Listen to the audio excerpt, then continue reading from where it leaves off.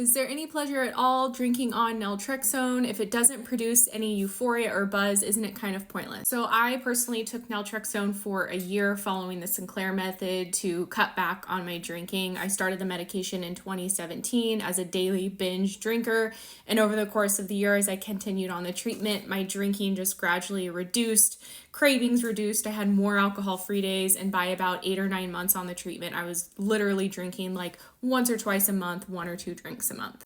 Now, to the question of, is there any pleasure at all when you drink on naltrexone? Because those of you who don't know what this medication is, it's an opiate blocker medication, not to be confused with opiates.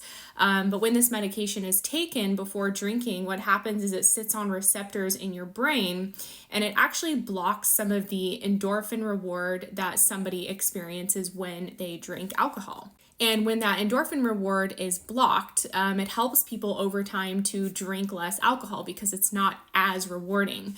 The reason that alcohol is addictive in the first place is because it just floods our brain with a ton of pleasure and feel-good hormones, and our brains like that, and it remembers it and starts to seek it out. And that's how alcohol addiction happens. But with naltrexone, it's kind of blunting some of that pleasure effect. And just personally, in my experience, and I hear this from a lot of people as well, is that yes, there is still pleasure drinking on naltrexone. It's not like it makes it totally unpleasurable or a terrible experience whatsoever. It just makes it a little bit less enjoyable. And over time, when you're drinking, you're not getting that same reward. For a lot of people, what they end up doing is just drinking less. Like they'll have a drink or two, and then they'll just feel satisfied and they won't want to drink more than that. It takes time to get to that place. So like I started it as a daily drinker, drinking a bottle or two of wine every single day, sometimes more, sometimes a little less. And over time, my drinking just gradually reduced. So I would have more and more control, drink a little bit less each time, and just see myself over time really regain my control again over alcohol. But to describe the experience of drinking on it, it's kind of hard to put into words unless you've gone through it yourself. But one way I could put it is, when I would drink before naltrexone, I would be on my first drink and I would already be thinking about the second, the third, is there enough alcohol here? Kind of like chasing that buzz my whole drinking session until I basically blacked out.